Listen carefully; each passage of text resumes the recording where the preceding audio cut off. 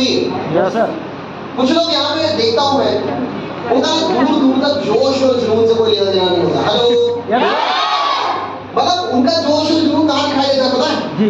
मैंने देखा कि ना अक्सर उन लड़कों को जिनसे साला मोटरसाइकिल का मेन स्टैंड नहीं लगता ना, वो अक्सर अपनी गर्लफ्रेंड से बोलते रहते हैं, एक बार तू हाँ बोल दे, साला चांद और तारे तोड़ के ले आओ।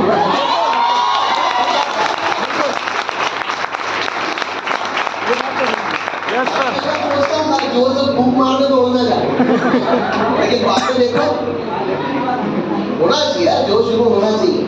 देखो जमाना ऐसा है कि आजकल जिन तारों में करंट नहीं होता ना, वहाँ सब लोग अपने कपड़े सुखा के डालते हैं, इसलिए जिंदगी में करंट होना बहुत जरूरी है। और सिवनी थोड़ा फेमस है करंट के मामले। मतलब मेरे को आज बड़ा अच्छा लग रहा है कि मैं फिर से सिवनी आया हूँ। सिवनी सबसे ज्यादा मैं तब आया जाता था सेमिनार मीटिंग लगाने के लिए। सिवनी को मेरी डिपार्टमेंट में डाला गया था, बोले सिवनी को तुम्ही को संभालना है। मैंने कहा सर क्यों? बोले साला क्या करें, वहां पे कुछ करने की सोचो उससे पहले कर्फ्यू लग जाता है।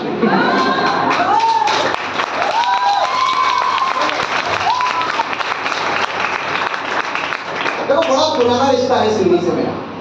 क्या कर रहे हैं, आधे रिश्तेदार सिवनी में रहते हैं, बोमा में रहते हैं, कोई कानीवाड़ा में रहता है। घर में जब भी कोई शादी पे आती है तो साला सबसे ज्यादा कार्ड बांटने में टाइम हमको यही लगता है। क्या कर रहे पूरी रिश्तेदारी यही पड़ती हुई है हमारी। और एक ही चीज बोलते हैं, जब सिवनी में पहली बार मैं आया था काम करने के लिए, रिश्तेदारी तो पहले से भाई थोड़ा इको कम रखता और साउंड कम ही रखता। तो हुआ ये कि जब मैं यहाँ पहली बार आया तो मेरे फूफा जी समझाने लगे, बोले बेटा सिवनी में काम कर रहे हैं, थोड़ा देख के चलना। यहाँ जो बच्चा पैदा होकर बाहर निकलता है ना, तो वो भी ऐसे निकलता है आराम से।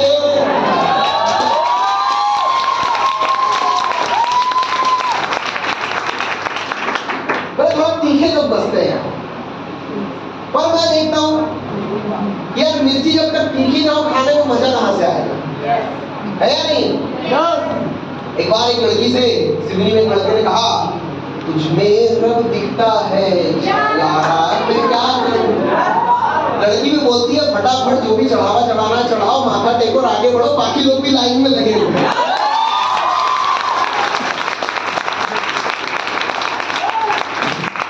कुछ मेरी बात समझ में आ रही होगी, बिल्कुल कुछ को मेरी बात में मजा भी बहुत आ रहा होगा, उसको समझ नहीं आया सर के ऊपर से भी जा रही होगी।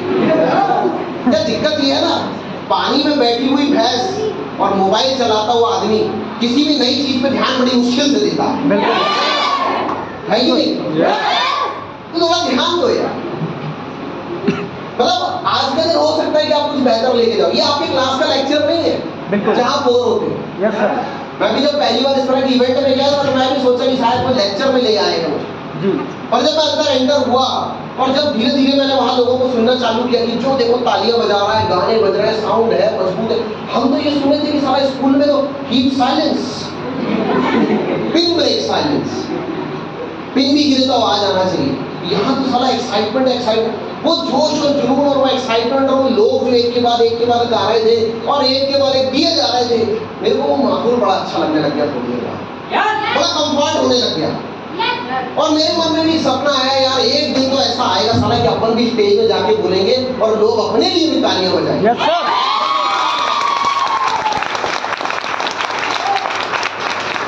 तो उस दिन अपने मन में भी आया था, हालांकि पता नहीं था कि ये चीज पूरी होगी कि नहीं होगी, पर सपने एक ऐसी चीज है जिसको देखने में टैक्स को लगता नहीं।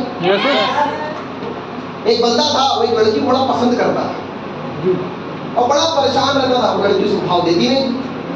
एक दिन मिला मेरे को बड़ा खुश, मैंने कहा भाई कैसा तू बड़ा खुश? बोले भाई आज अपन ने आंख मार दी। मैंने कहा यार क्लास में तो ऐसी कोई बात गूंजी नहीं, ना किसी ने बताया।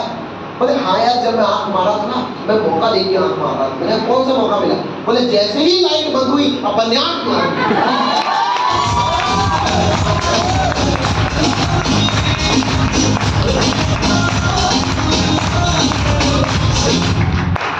ऐसी जिंदगी चल रही है लोगों की। Yes sir. देखो थोड़ा जिंदगी में मस्ती होना बड़ा जरूरी है।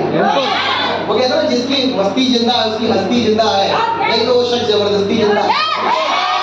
तो थोड़ा मस्त रहिए, खुश रहिए।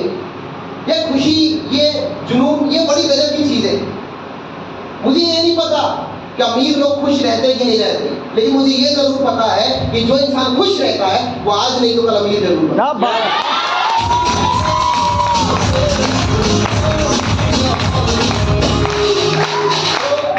Boys and girls, let me introduce, आपके भाई का नाम अभिनीत है। मैं एक क्वालिफिकेशन से इंजीनियर हूँ। बेसिकली मैं रहने वाला सिवनी के बाहर 70 किलोमीटर दूर बगल में छिंदवाड़ा डिस्ट्रिक्ट से बिलोंग करता हूँ। इस इंडस्ट्री की शुरुआत मैंने भोपाल शहर से की थी। स्टडी करने के लिए गया हुआ था भोपाल, इंजीनियर बनने के लिए। मैकेनिकल से इंजीनियरिंग चल रही थी। कॉलेज में मशीनें सुधारना सिखाया जाता था, लेकिन उन्हें क्या पता था कि एक दिन ये मशीनें किनारे करके लोगों के दिमाग सुधारने का काम करेगा।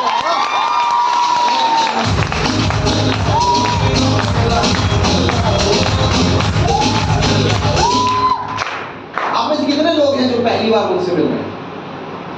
क्या बात है, इतने सारे लोग पहली बार। मैं तो बहुत दिनों से ढूंढ रहा हूँ यार, 13 साल हो गए इस इंडस्ट्री में, कहाँ थे आप लोग? मैं तो सिवनी में बहुत बार आया हूँ, उसकी बात भी नहीं मिली। इतना इंतजार ना कराया करो, इतना इंतजार मत करा, क्योंकि मुझे भी आपकी जैसे जोश और जुनून वालों से मिलने का मन कर। Yes sir.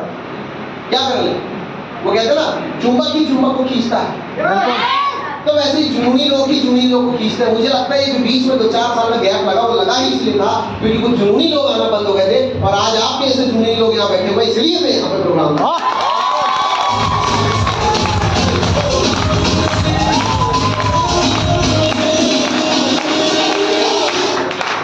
Middle class family से बिलोंग करता हूँ। एक अच्छा परिवार, मतलब मिडिल क्लास का मतलब बहुत लो नहीं था, बहुत हाई भी नहीं था। कई बार मैं यहाँ सुनता हूँ, लोगों को मैं देखता हूँ, जब मैं अपनी टीम में देखता हूँ, जब मैं अपने सीनियर्स को देखता हूँ, ग्रुप में आसपास लोगों को के साथ टकराता हूँ, तो मुझे दिखाई देता है, मैं बोलता है यार जिंदगी बहुत बुरी थी। हेलो, मैं विनायक को देखता हूँ तो बड़ा इंस्पायर होता हूँ। क्या छोटे से गाँव से रहने वाला बंदा, मतलब इतना छोटा सा गाँव जो अपने आप में एक पंचायत भी नहीं है, वहां से निकल करके आज यहाँ तक आया। मैं देखता हूँ सीमा को, जब इसके आज भी इसके घर जाना होता तो मैं तो 2 बार तो रास्ता भूल जाता हूँ भाई खेत के अंदर। ये इसका एक्साइटमेंट देखना है। Yes sir. नहीं वाकई भी करेंगे अपन इन सब चीजों के बाद, बड़ा मजा आएगा आप लोगों को। और टेंशन ना लीजिए, गला ऊपर वाले ने बहुत अच्छा दिया है, लगा हुआ फिर भी पीछे तक आवाज आ रही है। बिल्कुल। क्या करना है, मेरे को लगा था मैं इंजीनियर बनूंगा, मेरे को लगा था मैं पीएचडी क्वालिफाई करूंगा, भाई लेकिन ऊपर वाले ने तो पहले से ही अपने लिए डिसाइड करके रखा था कि तेरे को तो आगे जाके नेटवर्कर ही बनना।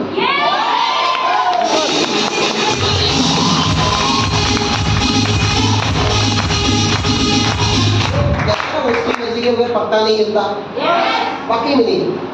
तो मैं मिडिल क्लास फैमिली से बिलोंग करता हूँ, बहुत गरीब परिवार नहीं, बहुत अमीर परिवार नहीं, लेकिन हाँ ये जरूर कहूंगा कि इस व्यापार में आने के पहले भी हमारे पास इतना पैसा था कि इस व्यापार में आने के पहले भी मैं अपनी बाइक से घुमा करता था अपने शहर के अंदर। Yes sir. इस व्यापार में आने के पहले भी मैं शहर में रहा करता था। इस व्यापार में आने के पहले भी जेब में थोड़ा बहुत पैसा हुआ करता था जो मुझे घर से पॉकेट मनी के लिए मिलता था। इस व्यापार में आने के पहले भी मेरे पास अपना एक अच्छा घर था, बस फर्क इतना सा था कि वो बाइक मेरे पिताजी ने दिलवाई थी, वो पॉकेट मनी मेरे पिताजी मुझे दिया करते थे, वो घर मेरे पिताजी का बनवाया हुआ। चीजें थी लेकिन पिताजी के द्वारा बनवाई गई। मुझे याद है, मुझे कभी भी स्कूल या कॉलेज में ऐसा कुछ याद नहीं कि जब मुझे क्लास से बाहर किया गया हो कि बेटा तुम्हारी फीस बकाया है इसलिए तुम बाहर जाओ, जब फीस आ जाएगी तब तुम आओ। ऐसा कभी नहीं हुआ। इतना पैसा था घर में, एक अच्छे प्राइवेट इंजीनियरिंग कॉलेज के अंदर या एक प्राइवेट स्कूल के अंदर पढ़ने के लिए मेरे हाथ में पैसे थे। जब मैंने अपना +2 कंप्लीट किया था तो +2 कंप्लीट करने के बाद मैंने इंजीनियरिंग के एंट्रेंस की तैयारी की, तो ये सोचना नहीं पड़ा कि पैसे कहाँ से लाऊं। जब मैं इंजीनियरिंग करने के लिए भोपाल शहर के सबसे टॉप इंजीनियरिंग कॉलेज में गया DIT में, तो मुझे ये टेंशन नहीं थी कि मुझे स्कॉलरशिप का सहारा लेना पड़ेगा, डायरेक्ट एडमिशन लेना पड़ेगा, कुछ कंसेशन मिल जाएगा या बैंक से लोन लेना पड़ेगा। इतना पैसा था घर में कि आराम से पढ़ाई चल रही, सब कुछ बढ़िया चल रहा था। यहाँ तक कि शुरुआत में जब लोगों के अंदर एक सपना बनता है और लोगों से पूछा जाता है कि बेटा आगे जाकर तुम्हें क्या करना है, तो मेरा सपना भी पब्लिक सेक्टर का हुआ करता था। और पढ़ने में इतना ठीक ठाक था कि जब 10th क्लास का रिजल्ट आया था, हेलो, तो उस रिजल्ट में न्यूज़पेपर के अंदर कोचिंग वालों ने नाम छपवाया था ताकि उनकी कोचिंग के अंदर आगे और एडमिशन आए, क्योंकि 98 मार्क्स में लेकर के आया था।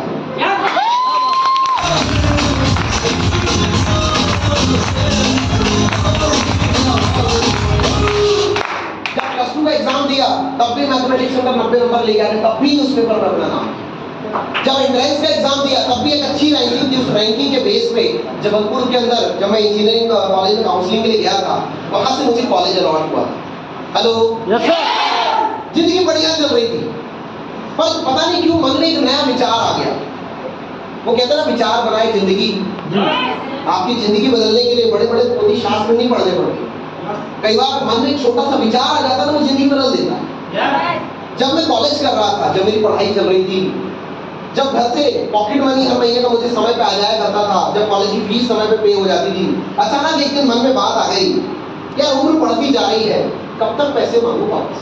बिल्कुल यार, ऐसे कैसे जिंदगी चलेगी? पता नहीं क्यों वो घर से पैसे मांगने में शर्म आने लगी। हेलो, मैंने देखा आजकल लोगों के अंदर बेशर्मी बहुत ज्यादा है। 28, 30 साल के, 35 साल के, 40 साल के घोड़े हो जाते हैं कई बार। सही बात। और मैंने देखा बाप से पैसा मांगने में शर्म, और ऐसे लोग छाती, पैसा चाहिए नहीं। बिल्कुल ये वाला है, मतलब बाप की कमाई पे जीते हैं और अपने आप को औलाद कहते हैं। हेलो, बाप की कमाई पे जीते हैं, अपने आप को औलाद कहते हैं, दिन भर बैठ के फ्री की रोटियां तोड़ते हैं, मोबाइल चलाने में जिंदगी बर्बाद करते हैं, पता नहीं क्यों अपने आप को औलाद।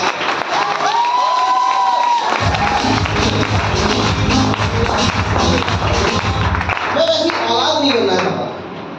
मैं पहले से ही अपने परिवार के बीच में एक अच्छा नाम बनाना चाहता था।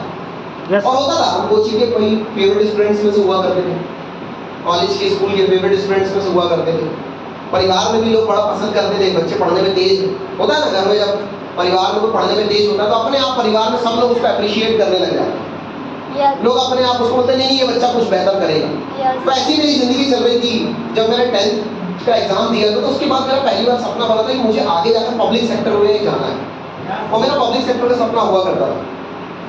लेकिन जब मैंने +2 कंप्लीट किया तो मेरे फादर ने मुझे एक बड़ी अच्छी बात समझाई। हेलो, कि बेटा ठीक है, पब्लिक सेक्टर में तू जाना चाहता है, हमें पता है कि तू पढ़ने में भी तेज है, लेकिन मार्केट में कंपटीशन बहुत बड़ा है। हमारी सबसे बड़ी समस्या जानते हो जी, हमें कामयाबी तो चाहिए। कितने लोग हैं जिनको कामयाबी चाहिए? जिन्होंने हाथ नहीं उठाया उनको नहीं चाहिए, उनको भी चाहिए। वो व्हाट्सएप पे रिप्लाई करेंगे, फिर कामयाबी लेंगे छोड़ेंगे नहीं। वो कोई अर्जेंट बात उनकी रह गई थी, पहले वो बात कंप्लीट करेंगे, लेकिन लेंगे जरूर। सही बात। क्या करने, कामयाबी है ऐसी चीज। तो मेरे पिताजी ने मुझे समझाया कि बेटा पढ़ाई कर रहे हो अच्छी बात है, लेकिन मार्केट में कंपटीशन बहुत बना है, और तुमसे भी बेहतर पढ़ने वाले लोग मार्केट में बैठे हुए हैं जो कंपटीशन का एग्जाम दे रहे हैं। तो एक ऑप्शन साथ में लेकर चलो। और चूंकि पारिवारिक बैकग्राउंड अच्छा था, इसमें इंजीनियरिंग को मैंने एक ऑप्शन के रूप में लिया, और मैंने एंट्रेंस एग्जाम दिया, उसमें अच्छी रैंकिंग आई, उसके बेस में मुझे कॉलेज अलॉट हो गया। कॉलेज भी ठीक ठाक चल रहा था। वो मन में एक विचार आ गया कि नहीं यार, कुछ नहीं तो कम से कम इतना पैसा मैं अपने कॉलेज के साथ में कमा लूं कि मेरी पॉकेट मनी का पैसा मेरे को घर से ना लेना पड़े। ये बात मेरे मन में आ गई, और मैंने मार्केट में कई सारे काम ढूंढे, लेकिन जितने भी काम मुझे मिले सारे काम ऐसे थे जो मेरी पढ़ाई को डिस्टर्ब कर रहे थे, और मैं मेरी पढ़ाई डिस्टर्ब नहीं करना चाहता। मेरे मन में एक चीज थी कि यार घर वालों ने पढ़ने के लिए भेजा है तो पढ़ाई डिस्टर्ब नहीं होनी चाहिए, पढ़ाई के साथ में जो भी कर लेंगे, पर पढ़ाई डिस्टर्ब करके।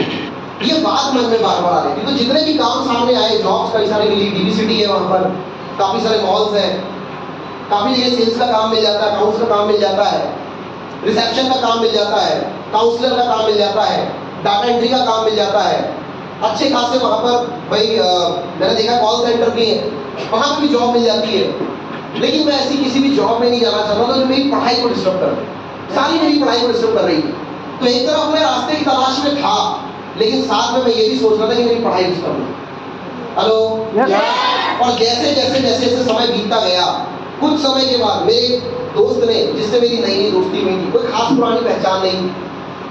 देखो जिंदगी में मैंने ये चीज देखी है, आपकी जिंदगी में कोई बड़ा बदलाव ना कोई बाहर वाला ही लेके आएगा। मैंने देखा है घर वाले तो अक्सर धोखा दिया करते हैं, परिवार वाले तो अक्सर टांग खींचा करते हैं, मजाक उड़ाते हैं। अरे मौका मिल जाए तो तुम्हारे को बाहर करने में भी वो कमी नहीं करेंगे। ये वाला आदम होता है। हाँ, एक चीज जरूर है, जिस दिन तुम कुछ कर जाते हो, 4 पैसे कमा लेते हो, पैसा मांगने सबसे पहले घर वाले जाते हैं।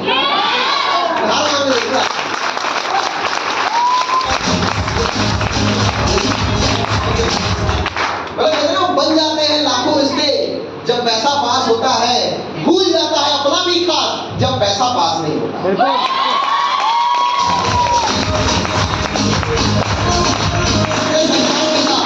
जिससे कॉलेज में नई दोस्ती हुई थी, उसने मुझे अचानक इंट्रोड्यूस कराया कि यार मेरे पास एक काम है, पढ़ाई डिस्टर्ब नहीं होगी, 2-3 घंटे का काम है और पैसे आ जाएंगे।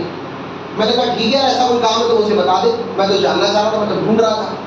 और मुझे उसमें इंट्रोड्यूस कराया डायरेक्ट सेलिंग से, आज से 13 साल पहले, when I was studying first year. मैं प्रथम वर्ष का छात्र था उस समय, और मुझे उसने इंट्रोड्यूस कराया। जब मुझे उसने इंट्रोड्यूस कराया, प्लान मुझे बड़ा अच्छा लगा। जब बात हो रही थी एजुकेशन की, जब बात हो रही थी प्रोडक्शन की, जब बात हो रही थी न्यूट्रिशन की, जब बात हो रही थी पैसे कमाने की, जब बात हो रही थी लोगों तक रेफर करने की, मुझे पूरा प्लान अच्छा लगा, बहुत बढ़िया लगा मुझे प्लान। और मेरे मन में एक बात आ गई, एक सवाल आ गया, लाखों रुपए लगाने के बाद मार्केट में 15-20 हजार की नौकरी की गारंटी नहीं है, ये कौन सी स्कीम है जिसमें 10-15 हजार रुपए लगा के लाखों रुपए आते हैं? बिल्कुल, ये बड़ा अच्छा काम है यार तुम्हारा। इतना ही अच्छा अगर काम है तो मेरे को क्यों समझा रहे हो? जाकर प्रधानमंत्री को समझाओ। सही बात है। ये बात मेरे मन में आई, बोली नहीं, मेरे डर लगता है थोड़ा सा जी। अब जो पढ़ने में तेज होते हैं वो थोड़ा शाय टाइप के होते हैं, तो पढ़ने में तेज थे तो छोटा मोटा कैलकुलेशन बड़े तेजी से पकड़ लेते थे, बड़े बड़े कैलकुलेशन बड़े तेजी से पकड़ लेते थे, पर डर लगता था लोगों के सामने बात करने से। Yes sir. तो मैंने उनसे नहीं बोला, लेकिन मन ही मन मेरे मन में ये बातें चली। मेरे मन में आ रहा था करूँ ना करूँ, करूँ ना करूँ। फिर अचानक मेरे मन में एक बात आई कि जहाँ लाखों रुपए लगाकर 10 हजार की गारंटी नहीं है, वहां भी तो लाखों लगाई गए हैं ना। बिल्कुल। तो यहाँ से अगर बात कर रहा हूँ, अगर वाकई वो ऑप्शन है और मैं सिर्फ इस रास्ते की तलाश में हुई, तो शुरुआत कर लेते। Yes sir. ये मेरे मन में आ गया। सॉरी। और मैंने अपनी ग्रेट अपलाइन से कहा, जो मुझे प्लान समझा रहे थे, मैंने कहा ठीक है सर, शुरू करते हैं, फॉर्म भर दीजिए आप मेरा। उन्होंने कहा ठीक है, फॉर्म भरते हैं, तो डॉक्यूमेंट्स वगैरह दे दो, पेमेंट करो, शुरू करते हैं। मैंने कहा सर डॉक्यूमेंट तो ठीक है, मतलब पेमेंट मतलब मैंने अभी बताया तो आपको 11,000 रुपये लगते हैं। मैंने कहा सर वो तो नहीं है, मतलब लाखों रुपए लगा रहे हो पढ़ाई में, उसके लिए पैसे हैं, 11,000 नहीं है। मैंने कहा सर घर वाले देते हैं, अभी इसके नाम से घर वालों से पैसे मांगूंगा ना, तो थोड़ा बहुत पैसा भी घर से पॉकेट मनी का मिलता, वो भी मिलना भी नहीं मिलेगा जी। पढ़ाई के नाम से मेरे घर वाले की तरफ भी पैसा देने को तैयार है, लेकिन उसके अलावा अगर मैंने 4 पैसे की भी बात की, तो ये मान के चलो कि जैसा कांग्रेस वालों की ईडी की रेट पड़ती है, वैसे मेरे ऊपर इंक्वायरी बैठ जाएगी। बिल्कुल बिल्कुल वैसा हालत है।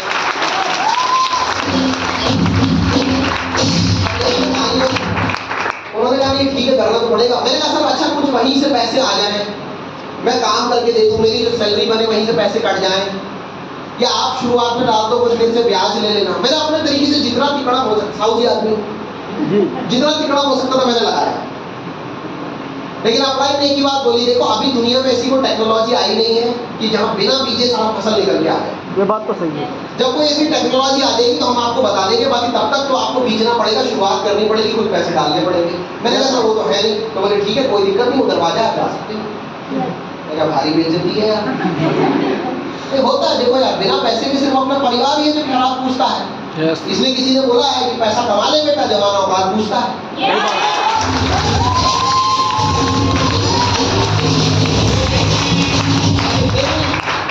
पैसे दे रहे, चुपचाप चले हम। अब हम जाने लगे दरवाजे की तरफ, लेकिन अभी चलने की कोई स्पीड नहीं थी, जरूरत होती होता ना, कभी आप भाजी तरकारी वाले के पास जाते हो, आप बोलते हो भैया 20 रुपया ही दूंगा, वो बोलता नहीं भैया 30 से कम तो ना पड़ पाएगा जी। हाँ ठीक है रख ले, तू जा रहे हैं। अब जाने की कोई स्पीड नहीं है, क्योंकि पता है ना पीछे से आवाज नहीं। अब मेरे भी मन में ये था कि आवाज देंगे, मेरे को बुलाएंगे, पर अब किस्मत बोले जो भी बोलो, दरवाजे तक पहुंच गए, सर आवाज किसी ने दी नहीं। अब और बेइज्जती, हम बोले लो यार बुलवा भी नहीं रहे, हम बेशरम सलीके खुद ही वापस आ गए। हम बोले सर शुरू तो करना है, बोले पेमेंट। मैंने कहा सर आप टेंशन ना लो, जेब में भले अभी गांधी नहीं है, पर दिल में आंधी बहुत है, मैं शुरू करूंगा।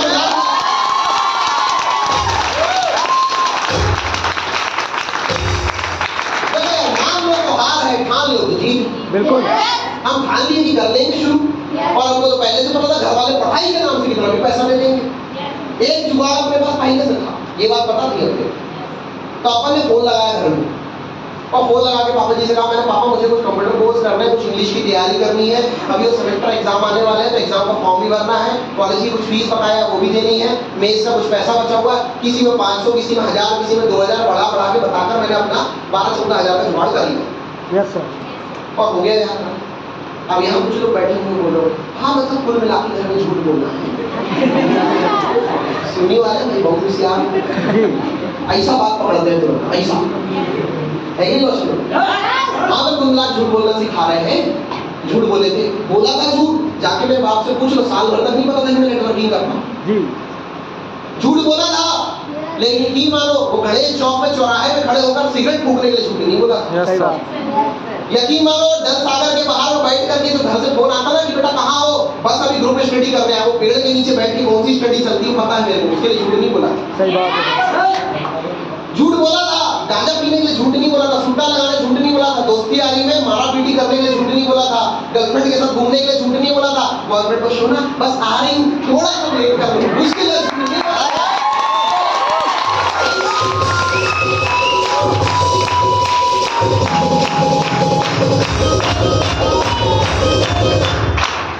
दुनिया के गैर वाजिब काम करते समय लोगों को याद नहीं आता कि हम झूठ बोल रहे हैं। जी सर। और जहां है मैं शुरू करने की बात नहीं सर, मैं पापा से झूठ नहीं बोल सकती। हाँ पापा नहीं मानेंगे सर, क्या नहीं चलता हो। एक दिन एक लड़की अपने बॉयफ्रेंड के साथ कार में घूमने जा रही थी, जबलपुर हाईवे नहीं गई। लड़की ने पूछा अपने बॉयफ्रेंड से कहाँ जा रहे हैं हम, बोले अपन जा रहे हैं लॉन्ग ड्राइव। वाह लॉन्ग ड्राइव पे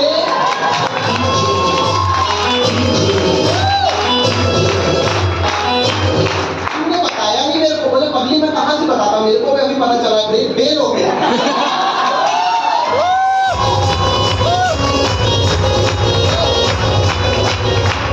दुनिया की चीजों का समय याद नहीं आता। मैंने बोला था बिल्कुल, लेकिन मुझे ये दिख रहा था कि मेरे लिए करियर ऑप्शन है। यस। मुझे दिख रहा था किसने मुझे खुद लेना। बनवारी ने बड़ी अच्छी बात बोली, भाई आज का जमाना आपका है। सही बात। आप जो मोबाइल चला रहे हो 5G का जरूरी नहीं परिवार भी चलाता हो या उन्हें सारे फंक्शन आते हो। यस। आज आप DCA PGDCA कर रहे हो, उनके जमाने में तो ऐसा कोई कोर्स ही नहीं था, कोर्स छोड़ो कंप्यूटर ही नहीं था। तो अगर इसी हिसाब से देखा जाए तो उनके जमाने में जो चीज नहीं थी वो आपको नहीं करनी चाहिए। Yes sir. बिल्कुल नहीं करनी चाहिए। आज की डेट में जो नए ट्रेंड के कपड़े आ रहे हैं आपको नहीं पहनने चाहिए। आज के नए ट्रेंड के जो मोबाइल आ रहे हैं आपको नहीं लेना चाहिए। जो इंस्टाग्राम में वीडियोस बनाते हो, टिकटॉक में जो वीडियोस बनाते हो आपको नहीं बनाना चाहिए। वो जो बैठ के गोल्ड माइन की पिक्चर देखते हो आपको नहीं देखना चाहिए। आपको भी जाकर के पड़ा लगाना चाहिए, टोपा लगाना चाहिए। यस। सही बात है। Yes sir. भले सड़क बंद नहीं हो, लेकिन अगले 5-5, 10-10 किलोमीटर साइकिल सर में लेके चलनी चाहिए, क्योंकि बापू को फॉलो करना है। Yes sir.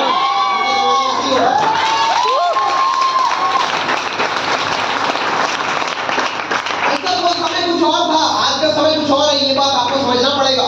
यस।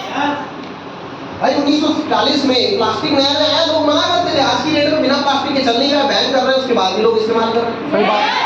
1960 का जमाना पेट्रोलियम का आया, आज इलेक्ट्रिक व्हीकल के अलावा कोई व्हीकल नहीं तो पेट्रोल डीजल के बगैर चले, लोग पेट्रोल डीजल को मदद से इस्तेमाल कर रहे हैं। 80s का ट्रेंड आया, सरकारी नौकरी आई थी इंडिया के अंदर, प्रॉपर्टीज का ट्रेंड चालू हुआ, लोग सरकारी नौकरी के लिए भी मना करते थे, प्रॉपर्टीज के लिए मना करते थे। आज की डेट में ना नौकरी नियुक्ति है, ना आज की डेट में ज्यादा सैलरी है, बस मामा के एक से एक वादे हैं। उसके बाद भी आदमी बोलता है 5-10 लाख लग जाए लगा देंगे, बस कहीं सरकारी में जुगाड़ लगवा दो।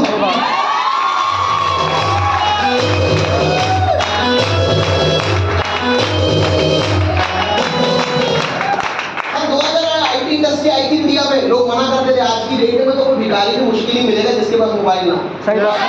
सही बात है। बिल्कुल। जब भी कोई नई चीज आती है शुरुआत में लोग मना करते हैं, अपोज करते हैं। डायरेक्ट सेलिंग में जब नई नई आई तो लोग इसका अपोज करते थे, लोग मना करते थे। लेकिन आज की डेट में देखें तो हिंदुस्तान में सबसे तेजी से अगर कोई व्यापार बढ़ रहा है, सबसे तेजी से लोग पैसे कमा रहे हैं, तो वो नेटवर्क इंडस्ट्री से ही। Yes sir. ये बात समझनी पड़ेगी आप। मुझे कुछ बातें थी जो समझ में आ गई और मैंने डिसाइड कर लिया कि मुझे घर से ऐसे पैसे मांगने और मैंने शुरुआत कर ली और मेरी शुरुआत हो गई। मुझे लगा कि मैंने जैसे शुरू किया हूँ लोग भी आसानी से आ जाएंगे। Yes sir. भाई जैसे मैं जुड़ा वैसे लोग जुड़ जाएंगे। मैं चल पड़ा लोगों को जोड़ने के लिए। अब जिसके भी पास जाओ तो मना कर देता, कुछ लोग मजाक उड़ा दिया करते, कुछ मेरे को ही समझाने लग जाते थे कि गलत कंपनी की चक्कर में पैसा गया, समय बचा ले, अभी तेरी पढ़ाई की उम्र है, कमाई की उम्र नहीं हुई है। हेलो। Yes sir. ये बातें सुनने मिलती थी, आपको मिलती है? नहीं मिलती तो मिलेगी, गारंटी मान रहा हूँ। मार्केट में ये चीजें कॉमन है। मुझे बातें मिलने लगी, मैं गया अपनी अप्लाई के पास महीने 15 दिन बाद। मैंने कहा सर आपने बोला था लोग आएंगे, 2 आएंगे, 4 आएंगे, 8 आएंगे, 16 आएंगे, 32, 64, भाई लाखों रुपए आएगा, जिंदगी बदल जाएगी। वाकई सब जिंदगी बदल गई। जो मेरे पीछे पीछे घूमते थे मेरे को बोलते थे भाई सेशनल फाइल बनवा दे, आजकल मेरा फोन नहीं उठाते। अभी सर ऐसे कैसे चलेगा? उन्होंने एक ही बात मुझे बड़े प्यार से कही, अभी नीचे सीखना पड़ता है, आपको सीखे। मैंने सर इसमें सीखना क्या है? जैसे मैं जुड़ा वैसे लोगों को जोड़ना है, इसमें जोड़ने हटाने का काम, सीखने का क्या है? बोले 10,000 की सरकारी सरकारी नौकरी के लिए 20,000 की सरकारी नौकरी के लिए सारा 3-3 साल वो लोग पढ़ाई करते हैं, तैयारी करते हैं। यस सर 15-20 हजार की एक इंजीनियर की नौकरी के लिए 4 साल में तुम लाखों रुपए खर्च कर रहे हो, 4 साल पढ़ाई कर रहे हो। और यहाँ तुमको पता है कि लाखों आ सकता है, करोड़ों आ सकता है, लेकिन तुम बोलते हो कोई जरूरत नहीं पड़ेगी पढ़ाई करने की, सीखना नहीं पड़ेगा। ऐसे कैसे चलेगा? बात मेरे समझ में आ गई। मैंने कहा ठीक है सर, मैं सीखने को तैयार हूँ, अगर आप सिखाने को तैयार हो। हमने सीखना शुरू कर दिया, हमने सीखना शुरू कर दिया। और जब सीख कर मैं मार्केट में गया, मुझे समझ में आया कि लोगों के पास कुछ नहीं है सिवाय सवाल। बिल्कुल लोग सवाल कर रहे थे, मैं जवाब दे रहा था। लोग सवाल कर रहे थे, मैं जवाब दे रहा था। मुझे किसी ने कहा ये काम, मैंने कहा चलेगा। बोले क्यों चलेगा? मैंने कहा एजुकेशन का काम है, बिल्कुल वेलनेस का काम है। तो ही तो दुनिया की ऐसी चीज है जो शाश्वत है। बच्चा पैदा होगा तो पढ़ेगा जरूर, और जिंदगी जिएगा तो बीमार जरूर पड़ेगा। बिल्कुल और डॉक्टर के पास जाना पड़ेगा।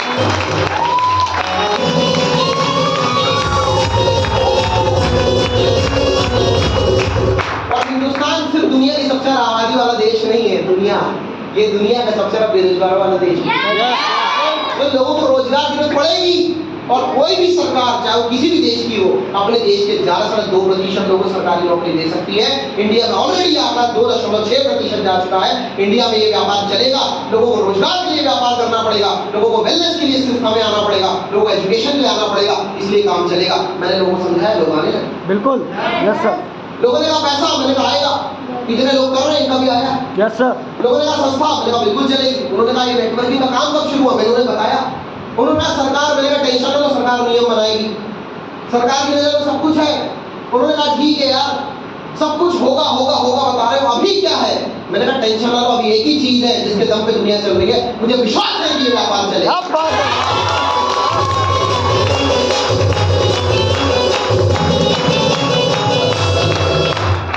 जिस विश्वास को लेकर चले तो वो चीज हुई। कुछ लोग बोलते हैं कि यार अभी अभी नया नया काम आया। नया नया काम नहीं है दोस्त।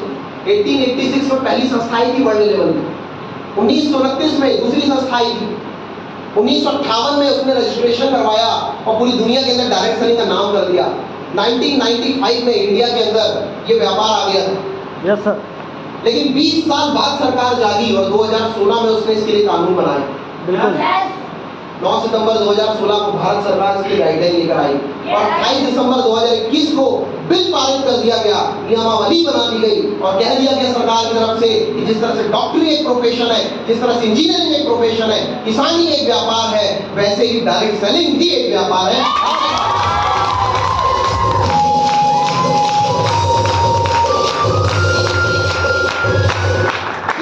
साधारण से कागज के ऊपर अगर 2000 रुपए लिखकर सरकार में गवर्नर हस्ताक्षर कर दे, सरकार का ठप्पा लग जाए, उस कागज की वैल्यू 4 रुपए से उठकर सीधे 2000 रुपए हो जाती है। वैसे ही सरकार ने ऑलरेडी डिपार्टमेंट बनाया हुआ है।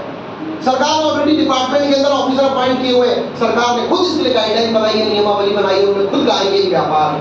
आज हिंदुस्तान के अंदर यही एकमात्र ऐसा व्यापार है जो लोगों को पैसा कमा सकता है। यही एकमात्र ऐसा व्यापार है जो बेरोजगारी को दूर कर सकता है। यही एकमात्र ऐसा व्यापार है जिसके अंदर कितने भी लोग आ जाए तो ये काम चलेगा। इसमें रिसेशन नहीं आ सकता, वैकेंसी लिमिटेड नहीं हो सकती। ये एकमात्र ऐसा व्यापार है। ये सरकार ने कहा है। अब कुछ लोग अपने आप को सरकार से बड़ा समझते हैं, तो भाई मैं यही झुक के सलाम कर देता हूँ।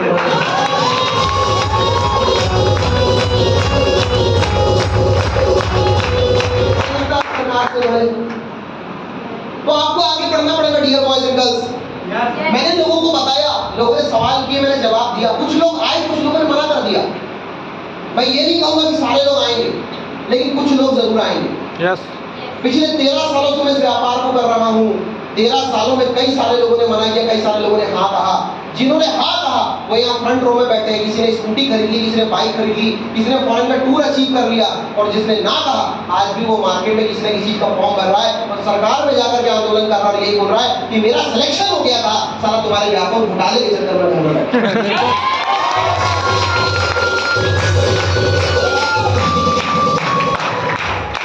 ये नहीं करेंगे तो जाएंगे कहाँ, ये भी तो सोचो। कई बार हमें लगता है कि हमारे सरकार घर के दरवाजे के बाहर ना सरकारी नौकरी बैठी हुई है। लोग 20-25 साल पुरानी जिंदगी जीते। उस जमाने में भाई बच्चा 25-30 साल पढ़ ले, घर बैठे सरकारी नौकरी आ जाती है। Yes sir. बाद में आदमी ये सोच लेकर बैठा है, मेरा जो दरवाजा खटखटा रहा है ना, कोई जो बार-बार बेल बज रही है, कोई ना कोई सरकारी नौकरी लेके आया। हेलो, यस सर, दरवाजा खोलो, बाहर कोई नहीं है, भीख मांगने आया है, कोई नौकरी लेके नहीं आया। आज आपको खुद कुछ करना पड़ेगा। ये बात मेरे समझ में आ गई। किसी ने कहा था 2 लोग आए तो बताना, 4 लोग आए तो बताना, 8 लोग आए तो बताना, 10 लोग आए तो बताना।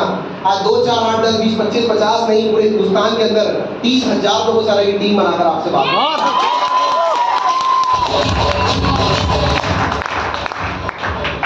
किसी ने कहा था यहाँ चल गया वहां नहीं चलेगा, वहां चल गया यहाँ नहीं चलेगा, यहाँ चल गया वहां चल गया, तुम कुछ दिन के बाद गायब हो जाओगे, 5 महीने 6 महीने साल भर के मेहमान हो। आज 6 महीने साल भर की बात करने वाले लोग कहाँ गायब हो गए मुझे नहीं पता, लेकिन मुझे इस व्यापार को करते हुए आज 13 साल हो गए, एक डेकेड निकाल दिया है मैंने।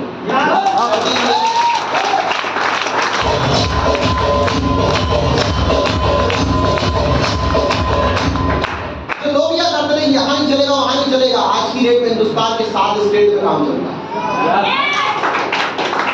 मतलब आज मैं बोल सकता हूँ कि ऐसी कोई गली नहीं जहां हमारी चली नहीं। यस सर, ऐसा कोई शहर नहीं जहां हमारा कहर नहीं। और यकीन मानना, ऐसी कोई कंट्री नहीं होगी जहां एम्पायर की एंट्री नहीं होगी।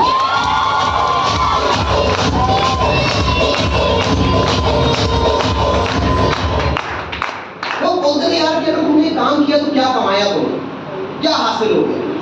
हेलो, इमेजिन कीजिएगा, मैं आपको बताता हूं मैंने क्या अचीव किया अपने तरीके से। जब 2013 में मेरा फाइनल कंप्लीट हुआ, उस फाइनल की कंप्लीट होने के बाद सारे लोग नौकरियों का फॉर्म भर रहे थे। सब लोग भरते हैं। यस सर, मैंने किसी नौकरी का फॉर्म नहीं भरा। हमारे कंपनी आई कैंपस सिलेक्शन के लिए, लोग कैंपस में बैठ रहे थे। मैंने किसी कैंपस प्लेसमेंट का सहारा नहीं लिया, मुझे फर्क नहीं पड़ता था, क्योंकि जितने की सैलरी वो ऑफर कर रहे थे उससे ज्यादा ऑलरेडी मैं इस व्यापार से कमा रहा था। बिल्कुल। मैंने आगे मैनेजमेंट की पढ़ाई करने की सोची। मैंने एंट्रेंस की तैयारी की। लोग उस एंट्रेंस के एग्जाम की तैयारी के घर से वापस पैसे मांग रहे थे, मेरे पास पैसे थे, मुझे घर से पैसे नहीं मांगने थे। मैंने एमबीए में एडमिशन लिया। जब मैं एमबीए कॉलेज जाया करता था, मैं अपनी खुद की कमाई की बाइक से कॉलेज जाता था। उसके पहले भी मेरे पास बाइक थी, लेकिन पिताजी ने दिलवाई थी। और यकीन मानो, बाप की कमाई की बाइक चलाने में और खुद की कमाई की बाइक चलाने में वो अलग ही फील आता है। यस सर, वो चीज मैंने महसूस की।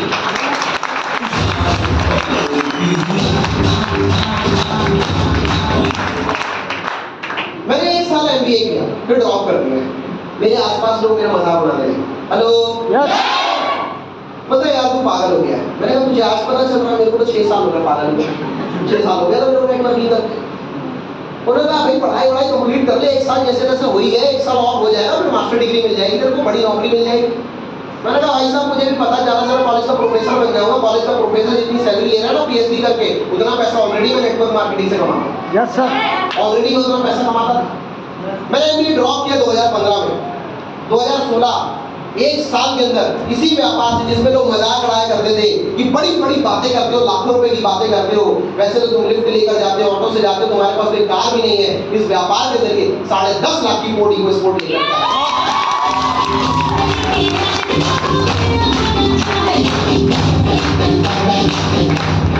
2016 में ही मेरे घर में एक हादसा हुआ। मेरे फादर को हार्ट अटैक आया।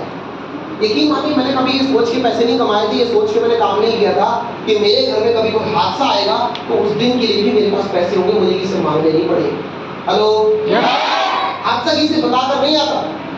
और जिन को यहाँ घमंड है यार अपने बाप के पास बहुत है, वो बाप ही लेता होगा तो पैसे किससे मांगोगे ये बताओ। सोच के देखो, भगवान अगर तुम में से किसी के साथ ऐसा हो, लेकिन अगर कोई दिन ऐसा आ गया तो कहाँ जाओ। मुझे 100 रुपया लेकर घर वालों से या पापा से लेकर जो तुम यहाँ आए हो, या वो जेब में जो थोड़ा बहुत पैसा पिताजी का दिया हुआ जेब में पड़ा है, उसके जब पे तुम उड़ रहे हो, अगर मान लो वो पैसा देने वाला हाथ ना हो, वो सपोर्ट देने वाला बाप ना हो, कैसा महसूस करोगे आप? महसूस नहीं कर पाओगे, सिर्फ सोच पाओगे।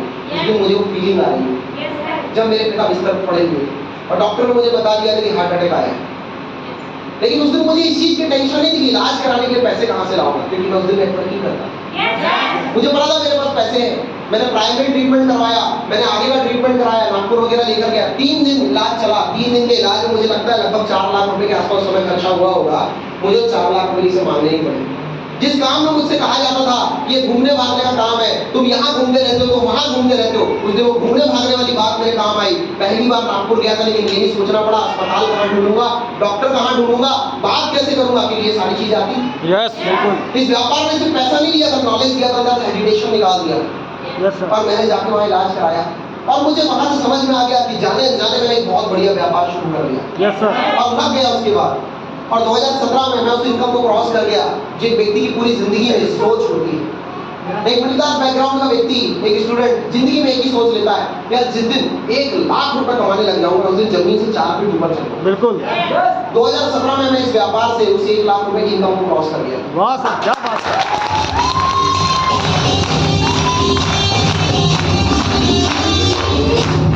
2017 में पहली बार मुझे विदेश जाने का मौका मिला। पहली बार मैं फ्लाइट में बैठा उससे, वो गजब की फीलिंग किया। मैं शेयर करना चाहूंगा आपके साथ। बचपन से मेरे घर के ऊपर से जब कमलनाथ जी का हेलीकॉप्टर गुजरता तो मैं उसको तब तक देखता रहा जब तक वो आंखों से ओझल ना हो। और मन में एक सपना होता था, एक दिन अपन भी सब बैठेंगे, तो आसपास बैठे हुए लोग क्या बोलते थे, ज्यादा बड़े सपने मत देखो, और दिन गिर जाओगे।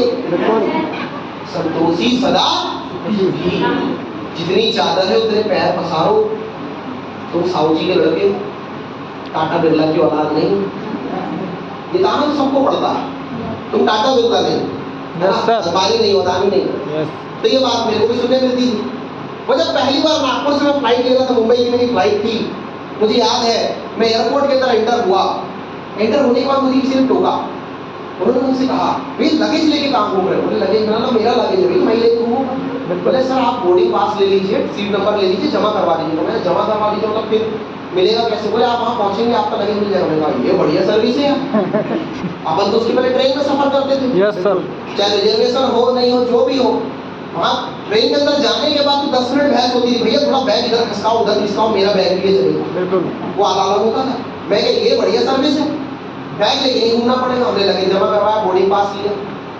बोर्डिंग पास के साथ मैंने फोटोज ली। फिर उसके बाद अनाउंसमेंट हुआ कि आपकी फ्लाइट इस गेट नंबर पे लगी हुई है। हम जाके उस गेट पे खड़े हो गए। मैं बाहर निकला गेट से बाहर निकला, देखा तो फ्लाइट खड़ी थी 200 मीटर दूर। मैं जाने लग गया, किसी ने रोका, भैया रुको। मैंने कहा क्या हो गया? भैया फ्लाइट है, देखो बोर्डिंग पास भी लिया हुआ है। बोले भैया हाँ पता है, लेकिन बस रखी लगी है आपके लिए, आप बस में जाइए। मैं कहा ये बढ़िया सर्विस है। इंडिगो एयरलाइंस की बस लगी हुई थी, बिल्कुल। AC bus, fully air condition. ये जो थोड़ा बहुत तुमको हल्का फुल्का उमस लग रही ना, इतना भी पसीना नहीं आएगा उसमें। उसके अंदर मैं एंटर हुआ, मैंने नीचे से सेल्फी ली कि ऊपर का एसी का वेंट आना चाहिए, बराबर नहीं। पहली बार बैठे थे भाई, पहली बार बैठ रहे थे। वहां से गए हम एयरलाइन भैया को लेके गए फ्लाइट के बाहर। फ्लाइट के बाहर मैंने हर एंगल से फोटो ली, और फोटो ऐसी ली कि फ्लाइट बाहर पीछे की बराबर आनी चाहिए, दिखना चाहिए अपन फ्लाइट में जा रहे हैं।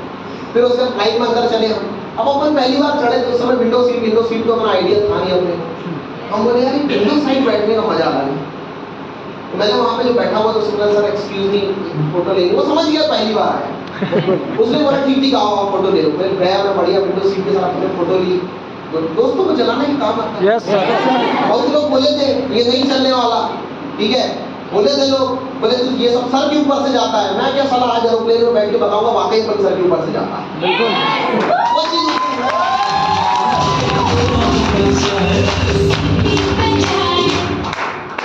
एक सुंदर सी महिला दिखाई दी। मैंने उनसे कहा एक्सक्यूज मी, वो तुरंत आई, yes sir what can I do for you. मैंने कहा इतना स्पीड में तो आज तक ट्रेन का टीसी नहीं आया, बस का कंडक्टर नहीं आया। बोले यस सर। मैंने कहा मैडम सेल्फी प्लीज। बोले सर नॉट अलाउड। मैंने कहा मैडम जब से एयरपोर्ट में एंटर हुआ था तब से लोग यही बात बोल रहे हैं, टेंशन ना लो, किसी को पता नहीं चलेगा, ले रहे तो फोटो यार, पहली बार चढ़ा हूं मैं फ्लाइट।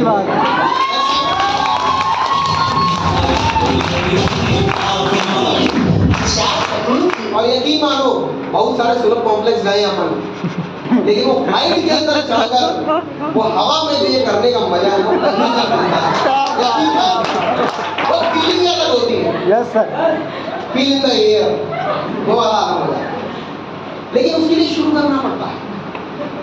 दिक्कत क्या है सर, करना तो मैं भी चाहता हूँ, लेकिन मेरे चाचा मना कर रहे हैं, मेरे दादा मना कर रहे हैं, मेरे भैया मना कर रहे हैं, तो मेरा वाला मना कर रहा है, मेरी बात नहीं। देखो एक बात कहूँ मैं आपको, इतना लोगों की सुन के रहोगे तो कैसे चल पाएगा? नहीं चलेगा। बताओ मुझे। किसी ने बड़ी प्यारी बात कही है कि देखना है तो अपनी खूबियां देख। Hello yes sir.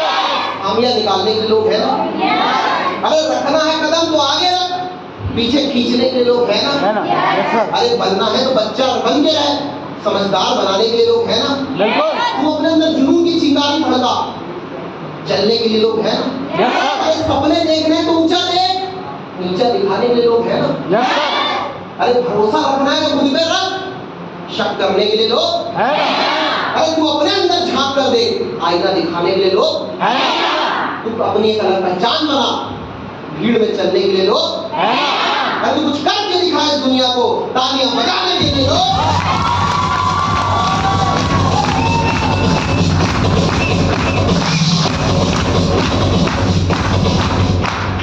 कैसे हम जिएंगे अगर सोचते रहेंगे कि जिंदगी के हर कदम पे लोग क्या कहेंगे? Hello, yes sir. अरे अपने चाहे रास्तों पे कैसे चल सकेंगे? रुक गए ये सोच के कि लोग क्या कहेंगे।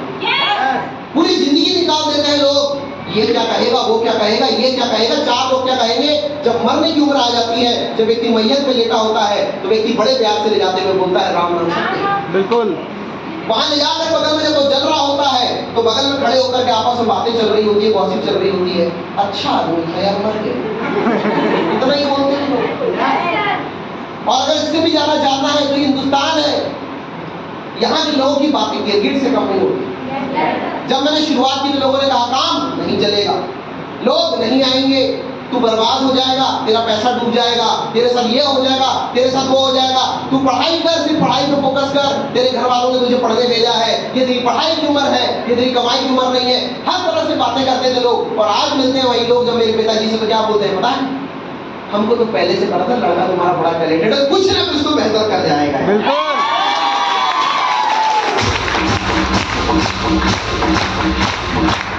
और वाकई में जिनके ना आते थे जवाब आजकल उनके सलाम आने लगे। Hello, yes sir.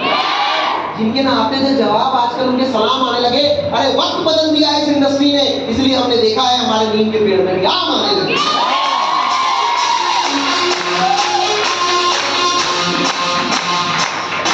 It's all about money। पूरा खेल पैसे का है। जब तक है आपके जेब में पैसे, दुनिया के लोग पूछेंगे आपके कैसे। जिस दिन हो जाओगे कंगाल, कोई नहीं पूछेगा तुम्हारा हाल। इसलिए पैसा कमाना बड़ा जरूरी है। ये बात सच है कि जब ऊपर जाओगे तो पैसा साथ में नहीं जाएगा, लेकिन जब तक इस दुनिया में जी रहे हो काम बहुत आएगा। इसलिए पैसा कमाना जरूरी है। हमें ये बात समझ में आने लगी, हमने काम करना शुरू कर दिया, पैसे कमाने शुरू कर दिए, लोगों ने बातें करनी शुरू कर दी, अचीवमेंट बढ़ते गए। 2018 में इसी व्यापार के दम पे, उसी भोपाल शहर में जहां मैं किराए से रहा करता था, दोस्तों के साथ कॉन्ट्री करके, एक फ्लैट के अंदर हम लोग 5-6 लोग रहा करते थे। कई बार होता था कि यार इस महीने राशन तू ज्यादा लाया, इस महीने राशन तू ज्यादा लाया, छोटी छोटी बातों में झगड़ा हो जाया करता था। मकान मालिक चिल्ला देता था, तुम कीले बहुत ठोकते हो, तुम किराया समय पे नहीं देते हो, तुम पानी बहुत इस्तेमाल करते हो। उसी भोपाल शहर के अंदर बंगला बुक किया, आज की डेट में उसी भोपाल में 65 लाख का बंगला है मेरा।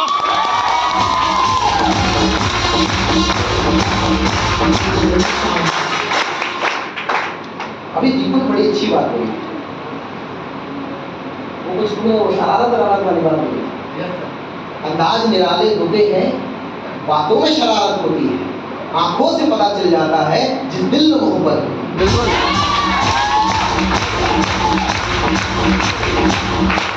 पर ये कौन सी मोहब्बत है जो हाईवे में दिखती है तुम्हारी? ये कौन सी मोहब्बत है जो गार्डन के पीछे दिखती है? ये कौन सी मोहब्बत है जिसके चक्कर में तुम अपने और अपने वाले को, अपनी वाली को बदनाम कर देते हो? अरे मोहब्बत करनी है तो ऐसी करो कि साला उससे कमिटमेंट करो कि जिंदगी साथ में बिताएंगे साथ, और उसके लिए साला जितनी मेहनत करनी पड़ेगी करेगी, हमने की, और 2020 में अपनी मोहब्बत के साथ शादी की। वाह।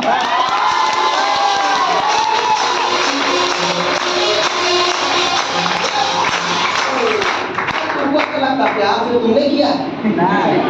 लोगों को लगता है कि सिर्फ सीढ़ी में चलती है, सब माए। क्या था हमारे जमाने में जो चीजें कॉलेज लाइफ में शुरू होती थी, आजकल वो चीजें 5वीं 6वीं शुरू हो जाती है। और ऐसे लोगों ने कहा गया है झूठों की महफिल में आजकल सच्चे आने लगे, और क्या बता दें आशिकों की महफिल में बच्चे आने लगे। हमारे आशिकों को लगता है, हेलो पूरा सुनो में तालियां बजा, हमारे आशिकों को लगता है कि इनकी खूबसूरती बढ़ गई। ओ लल्ला, ओ लल्ली, ध्यान से देखो, खूबसूरती खूबसूरती कुछ नहीं बढ़ी है, सेल्फी का जमाना है, मोबाइल के कैमरे बड़े अच्छे आने लगे।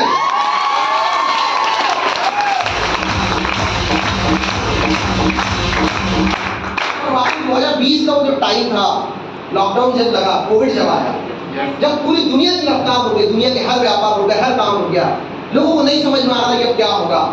उस महीने मेरा चेक 4000 रुपये बना। मुझे ऐसा लगा यार जो भी कहो सही बोलते हैं लोग, सरकारी नौकरी लेकिन पिताजी की सैलरी उस महीने आई, सरकारी नौकरी नहीं है।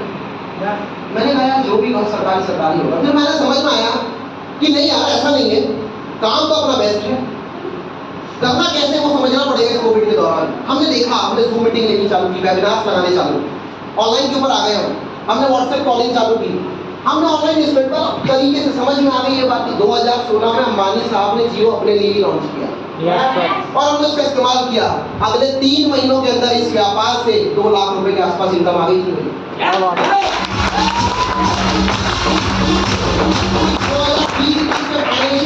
2020-21 में मैंने इस व्यापार से 30 लाख रुपए कमाए।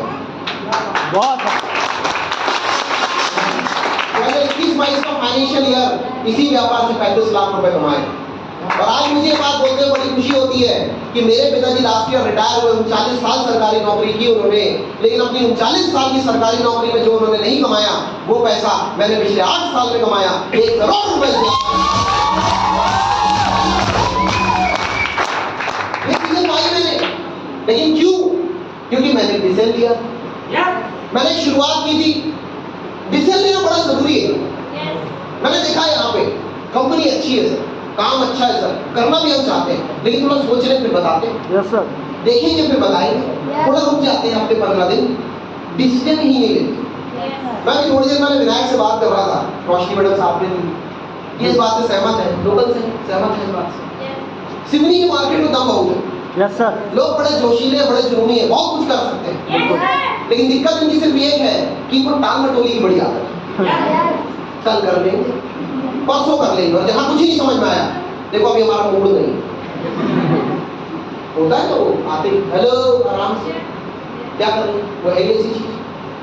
लेकिन जिंदगी में आप जिस भी मुकाम पे पहुंचोगे अपने लिए और फैसलों की वजह से पहुंचोगे। एक बार एक मंदिर की तरफ से एक मूर्ति के लिए ऑर्डर दिया गया, मूर्तिकार को, हेलो अपनी जिंदगी में सिर्फ इतनी बात अपना लिया आपने ना, जो मैं बताने वाला हूँ, तो जिंदगी में कुछ ना कुछ बेहतर कर जाओगे। मुझे नहीं पता मैं हमारे करोगे या नहीं करोगे, लेकिन आज का ये जो सेशन है ये आपकी लाइफ को चेंज करने वाला सेशन रहेगा अगर आपने सिर्फ इतनी बात समझ ली। 10-15 मिनट है हम साथ में, ज्यादा देर नहीं। Yes sir. एक मूर्तिकार के पास ऑर्डर मिला, मूर्तिकार गया, 2 पत्थर खरीद के लेके आया और दोनों पत्थरों के ऊपर उसने सोच लिया कि इसमें मूर्ति बनानी है। पहले पत्थर के ऊपर उसने कोशिश करनी चालू की, चीनियां तोड़ के बाहर करने चालू कर दी। धीरे धीरे उसके अंदर से आवाजें आने लगी, कहने की, रोने की, और थोड़ी देर बाद वो चिल्लाने लग गया, मुझे मत मारो, मेरे ऊपर औजार मत चलाओ, मुझे दर्द होता है। हेलो, मुझे तकलीफ होती है। उसने कहा तुझे मूर्ति की शक्ल देने वाला हूं, बोले कोई भी शक्ल देने वाला भाई, मेरे को नहीं बनना, मेरे को कोई शक्ल नहीं बनना। हम जाके बोलते हैं लोगों की जिंदगी बन जाएगी, करियर बन जाएगा, करोड़पति बनोगे, नहीं बनना मेरे को करोड़पति। बात करने को परेशान नहीं है मेरे पास पैसे, ना ला पाऊंगा मैं, मेरा बाप नहीं मानेगा, यस सर। मेरी माँ नहीं माने, मेरे चाचा नहीं माने, मेरा ये नहीं, मेरा वो नहीं, चलती कहानी। उस पत्थर के साथ साथ कह दिया मुझे चोट मत मारो, मुझे दर्द होता है, मुझे तकलीफ होती है। मूर्तिकार को समझ में आया, उसने चुपचाप उस पत्थर को उठा के बाहर रख दिया। दूसरे पत्थर को लाया, उसके ऊपर हथौड़ी छेनी चलानी चालू की। थोड़ी देर बाद उसने भी उस पत्थर से पूछा यार तू कुछ बोल नहीं रहा, तुझे दर्द नहीं हो रहा? बोले दर्द तो हो रहा है। कहा तो मैं भी रहा। बोले फिर? बोले आप अपना काम चालू रखो, मेरे को पता है आप मूर्ति की शक्ल दे रहे हो। बिल्कुल। थोड़ी देर बाद मूर्ति बन के तैयार हो गई, कुछ दिनों के अंदर जब मूर्ति बन के तैयार हो गई, जिन्होंने ऑर्डर दिया था वो लोग उस मूर्ति को खरीदने के लिए आए और उन्होंने आकर पूछा भैया वो मूर्ति को ऑर्डर दिया था, बन गई है? बोले हाँ जी आपके सामने खड़ी। उन्होंने गए, पैर छुए, मूर्ति लेके जाने लगे। जाते जाते अचानक पूछा भैया ये जो एक और पत्थर रखा है इसका कोई काम है? बोले नहीं मेरे किसी काम का नहीं है, मूर्ति बनाने वाला था, नहीं बन पाई, रखा है। बोले लेकिन आप लेके जाके क्या करोगे? बोले हम लेके जाएंगे। भैया क्या होता है, लोग आते हैं मूर्ति का पूजन करते हैं ना, तो नारियल फोड़ने के लिए भी कुछ चाहिए ना। बिल्कुल। और यही आलम होता है। और बाद में वही पत्थर मूर्ति के पत्थर से लड़ाई करने लग जाता है, बहस करने लग जाता है। तू भी पत्थर, मैं भी पत्थर। तेरे ऊपर जलाभिषेक होता है, तेरे ऊपर दुग्धाभिषेक होता है, तेरा लोग पूजन करते हैं, लोग तेरे पैर पूजते हैं, साला मेरे ऊपर नारियल क्यों फोड़ते हैं? और मूर्तिकार यही बात बोलता है, याद कर उस दिन को जब तुझे भी छेनियां तोड़ी मारी जा रही थी, मुझे भी छेनियां तोड़ी मारी जा रही थी। तू डर गया, तू टूट गया, तू फूट गया। मैंने उस दिन टूटा नहीं, मैंने एक चीज बोली कि अरे पत्थर चोट खाकर कंकड़ कंकड़ रह गया, दूसरा पत्थर चोट खाकर शंकर शंकर रहेगा।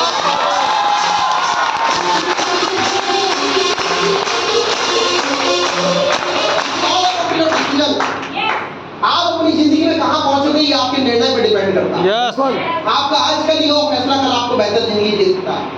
आपके कल के लिए हुए फैसलों ने आज की जिंदगी दी, अच्छी है या बुरी। आप किसी और का दोष देने से कुछ ही नहीं मिलने वाला। ये जो कोसते रहते ना, इसकी वजह से ये हो गया, उसकी वजह से ये हो गया, ये ऐसा निकल गया, कुछ ही नहीं होता है। हेलो, यस सर, ऊपर वाला सबको जिंदगी बदलने का एक मौका जरूर देता है। बिल्कुल। मुझे भी पता इसके पहले आपको कितने मौके मिले नहीं मिले, लेकिन आज का ये जो दिन है ये आपके लिए बहुत बड़ा मौका है। यस सर, अब डिपेंड इस बात पे करता है कि आप यहाँ से क्या डिसीजन लेकर जाते हैं। लेकिन जब डिसीजन लेने की बात आती है ना, तो लोग एक चीज सर कर तो ले, लेकिन विश्वास नहीं हो पा रहा। क्या कर ले, उतना जान पहचान वाले नहीं हुआ, थोड़ा सा परिचित नहीं, वो हमारे यहाँ फलाने ने किया तो उसको आया नहीं, तो मेरे को लग रहा पता नहीं मेरे से हो पाएगा। अब विश्वास की कोई गोली तो है नहीं, कोई टैबलेट होती, कोई वैक्सीन होती, तो हम यहाँ पे बैठा कर आपको 2-4 घंटे सेमिनार लगाने की बजाय जैसे एंटर करते सबको एक ही गोली खिला देते। यस सर, क्या विश्वास की गोली है, खा लो, विश्वास हो जाएगा। विश्वास की कोई शकल भी नहीं, तो सामने दिखा देते कि ये देख लो भैया ये विश्वास खड़ा है, उसका नाम भी अभी नहीं था साला, वो भी विश्वास नहीं है। सही बात है।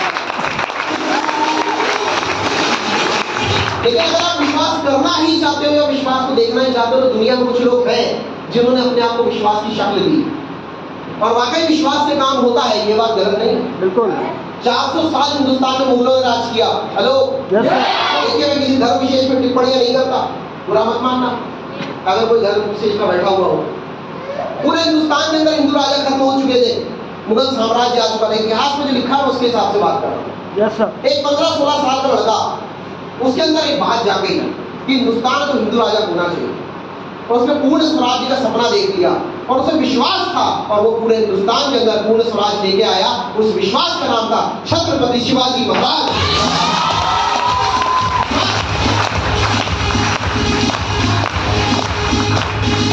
विश्वास था यार, विश्वास का कमाल था। 200 साल अंग्रेजों ने राज किया हिंदुस्तान में, लोग इस बात को एक्सेप्ट कर चुके थे, अब जिंदगी ऐसे ही चलेगी। गुलामी की जिंदगी जीने की लोगों की आदत पड़ गई। एक बंदा था, उसके अंदर बात आ गई ना, गुलामी की जिंदगी तो नहीं जीऊंगा, ऐसे तो जिंदगी नहीं चल सकती मेरी। और उस बंदे ने ठान लिया कि मैं अंग्रेजों को उनकी नानी याद दिला दूंगा, और उसने पहली बार प्रथम स्वतंत्रता संग्राम की नींव रखी। और आज हम सब उस विश्वास को मंगल पांडे के नाम से जानते हैं।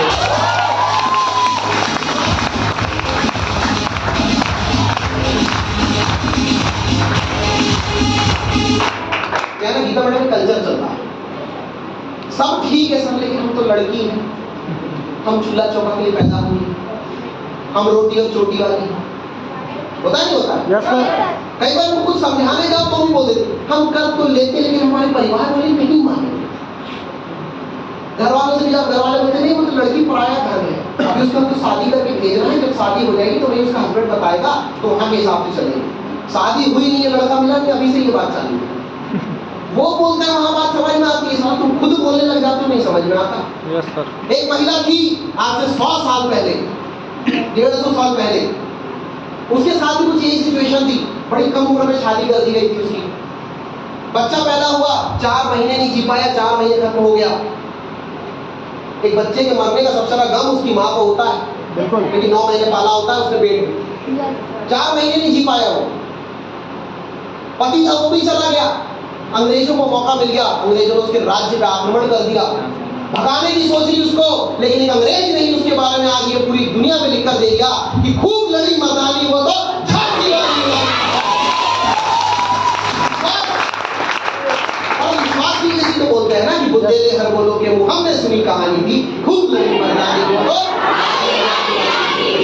वो भी जो एक महिला थी, बैकवर्ड थी, संन्यास ले सकती थी, सती व्रत का पालन कर सकती थी, बहुत कुछ कर सकती थी, लेकिन उस बंदी के मन में कुछ और था, विश्वास था उसके मन में। वो सोच लेकर चली थी मैं अपना राज्य किसी को नहीं दूंगी। एक बार पढ़ना लक्ष्मीबाई के बारे में, पता चलेगा आपको कि महिला के अंदर ताकत क्या होती है। दुनिया में लोग बोलते मेरी उम्र कम है, 18-19 साल का एक लड़का, हेलो, यस सर, 18-19 साल का एक लड़का राम प्रसाद बिस्मिल के पास पहुंच गया, बोलता है मेरे को एचआरए ज्वाइन करना है, हिंदुस्तान रिपब्लिकन पार्टी, मेरे को ज्वाइन करना है, गवर्नर दल में आना है मेरे को। राम प्रसाद बिस्मिल बोलते हैं तू बच्चा है अभी, खून बहाना पड़ता है। हेलो, यस सर, खून बहाना आसान नहीं होता है, अंग्रेजों के 2 डंडे पड़ेंगे ना तो सब होशियारी निकल जाएगी, किनारे हो जाएगा। पर बंदे ने एक ही बात बोल दी, तुरंत भाले के ऊपर हाथ रखकर खून बहाना चालू कर दिया। खून बहाना वो मुश्किल चीज नहीं है, जोश होना चाहिए। क्रांति की लहर होनी चाहिए, चाहे वो अपना हो या बाहर वाले। Yes sir. राम प्रसाद बिस्मिल ने देख लिया, समझ गए कि एक दिन ये बंदा कुछ आगे जाकर करेगा, और वाकई वो उस बंदे ने बहुत ही कम उम्र में कुछ बहुत बड़ा कर दिया। सिर्फ 23 साल की उम्र में पूरे हिंदुस्तान के अंदर महात्मा गांधी जैसा नाम हो गया उसका। सोशल मीडिया नहीं था उस जमाने में, इंटरनेट नहीं था, इंस्टाग्राम नहीं था, फेसबुक नहीं था, किसी ने ये नहीं बोला था इस मैसेज को तब तक पास करो जब तक ये प्रधानमंत्री तक ना पहुंच जाए। ट्वीट नहीं किया था कोई, बिना उसके दम पे पूरे हिंदुस्तान में नाम फैल गया था। अंग्रेजों की राजगद्दी हिला दी थी, अंग्रेजों ने फांसी दे दी उसको। एक व्यक्ति आया, उसने बोला कि यार चल तेरे को यहाँ से भगाने का इंतजाम हो गया। उसने बोला भागने वालों में से थोड़े हूँ मैं। आजकल ना लोगों के बीच में क्रेज चल रहा है, पुष्पा चला झुकेगा, झुकेगा नहीं साहब बेटा, वो पिक्चर है, पिक्चर है वो। अभी वो जाके अल्लू अर्जुन से बोले ना कि ठीक है मत झुक भाई, तो पिक्चर नहीं मिलेगी तेरे को। नहीं जी ऐसा मत करो, कोई बॉलीवुड का हालत नहीं देखा है? जितने एक्टर है गुटखा बेच रहे हैं और जितने क्रिकेटर जुआ खिलवा रहे हैं, क्या कर लेगा उनसे? क्रिकेट हो रहा है, एक्टिंग। तो हालत जब ऐसी होती है तो आदमी अपने आप झुक जाता है। पर उस आदमी के अंदर मन में एक चीज थी, 23 साल का उम्र थी उसकी सिर्फ, कि झुकूंगा नहीं, मैं भागूंगा नहीं। भागने के लिए थोड़े बम फेंका था मैं, भाई असेंबली में बम फेंका था, मारने के लिए नहीं फेंका था। लोगों को जगाना चाहता हूँ, मुझे पूरे हिंदुस्तान को जगाना, युवाओं को जगाना, और इसलिए मैं फांसी में चढ़ना चाहता हूँ। लोगों ने कहा अच्छा तेरे फांसी में चढ़ने से लोग जाग गए? बोले क्यों नहीं जागेंगे, तुम देखो अगर आज मेरे फांसी में चढ़ने के बाद लोग जाग गए तो देख लेना हिंदुस्तान को आजादी अगले 15-20 सालों के अंदर ही मिल जाएगी, ज्यादा से ज्यादा। सॉरी 15-20 साल, 5-7 सालों के अंदर, 10 सालों के अंदर मिल जाएगी, मैक्सिमम 10 ईयर्स के अंदर आजादी मिल जाएगी। ये बात उस बंदे ने बोल दी, लोगों को समझ नहीं आया। लोगों की मौत का फरमान निकलता है, लोग डर जाते हैं, घबरा जाते हैं। कई सारे लोग कोरोना से कम में रहे, कोरोना की बीमारी भी डर से ज्यादा मर गए, बोले कोरोना को भी मर जाएंगे। जब उसकी फांसी देने के लिए लोग आए और उसका वजन किया गया तो पता चला कि देश के लिए शहीद हो रहा हूँ, इसलिए सारा 5 किलो वजन बढ़ गया बंदे का।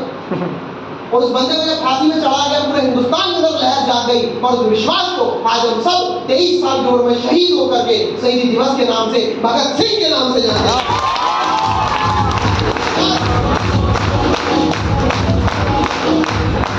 विश्वास ही तो था जिसने एक बंदे को साउथ अफ्रीका के अंदर ट्रेन से बाहर होने के बाद हिंदुस्तान आजाद कराने की लड़ाई में उतरवा दिया, और आज महात्मा गांधी के नाम से जाना। और ऐसा नहीं कि सिर्फ उस जमाने में होता था, कई और लोग बोलते नहीं सर उस जमाने में होता था, आज के जमाने में नहीं होता। 1980s के टाइम में एक बंदा हिंदुस्तान के अंदर पेट्रोल पंप में जॉब किया करता था। हेलो, सबसे ज्यादा लोगों के मन में एक चीज, कर तो ले पर क्या बताएं, पैसा नहीं है, पैसे नहीं थी हमारे पास, पैसे होते तो कर लेते। एक बंदा ऐसे ही था, पेट्रोल पंप में जॉब किया करता था, पैसे नहीं थे ज्यादा उसके पास, 50 रुपए सैलरी मिली, होटल ताज में चाय पीने चला गया। लोगों ने मजाक उड़ाया, पागल हो गया, 5 पैसे की चाय मिलती है, जाकर वहां पर पी रहा है 50 रुपए की। बीवी को नहीं देख रहा है, बच्चे को नहीं देख रहा है, घर को नहीं देख रहा है। ऐसे कॉफी पीने के लिए जाता है, चाय पीने जाता है, बोले कॉफी पीने थोड़े गया था, चाय पीने थोड़े गया था, देखने का अमीर लोग बात क्या करते हैं, बिल्कुल मेरे को भी अमीर बनना है। अमीरी का सपना देखा बंदे ने, लोगों ने मजाक उड़ाया, हेलो, और पूरे हिंदुस्तान को उसने ये बात दिखाई कि एक गरीब ठान ले तो वो भी अमीर बन सकता है। हिंदुस्तान का सबसे अमीर आदमी बना। उस विश्वास को हम सब धीरू भाई अंबानी के नाम से जानते हैं।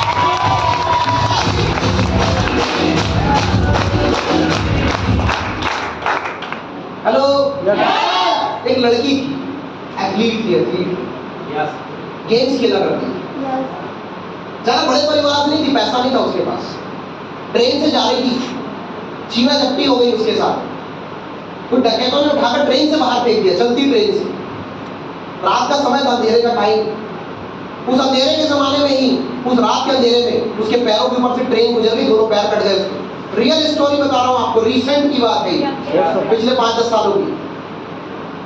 उस बंदी ने मौत को अपने पास नहीं आने दिया, एथलीट थी, अंदर से जोश था, जुनून था उसके अंदर। उसने नकली पैर लगवाए। लोगों ने कहा कि तुम इन पैरों के दम पे अगर चल भी जाओ तो बहुत बड़ी बात है। अरे तुम चलने की बात करते हो, पूरे हिंदुस्तान के अंदर उस बंदी ने माउंट एवरेस्ट फतेह करके बता दिया। उस विश्वास को आज हम सब लोग अरुणिमा सिन्हा के नाम से जानते हैं।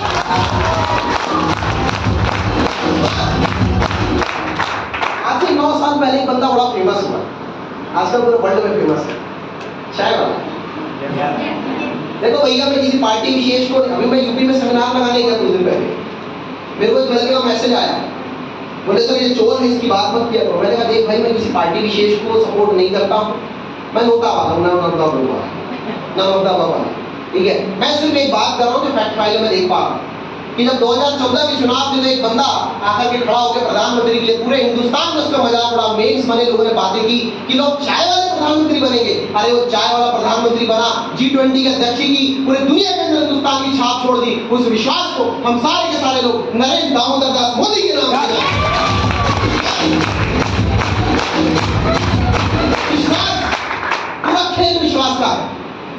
आज से 5 साल पहले मौका मिला था सीमा को, आज से कुछ साल पहले मौका मिला था यशवंत को, आज से कुछ साल पहले 6 साल पहले मौका मिला था विनायक को। क्या चीज है जो यहाँ तक लेकर के आ गई इनको? सिर्फ एक ही चीज ही थी, विश्वास, जो यहाँ तक लेकर आया है। बिल्कुल आज से 13 साल पहले मौका मिला था एक बंदे को, पढ़ाई चल रही थी उसकी, घर वालों ने कमाने नहीं बोला था, ज्वाइनिंग करनी थी उसको, पैसे नहीं थे उसके पास, डिसीजन लेने का अधिकार नहीं था, दोस्त मजाक उड़ाने लग गए, लोग मना करने लग गए, लेकिन उस बंदे के अंदर एक ही चीज थी कि विश्वास की मैं करके दिखाऊंगा। और आज विश्वास का नाम आप सबके सामने 1 करोड़ रुपए कमा कर भी इंसान उठा।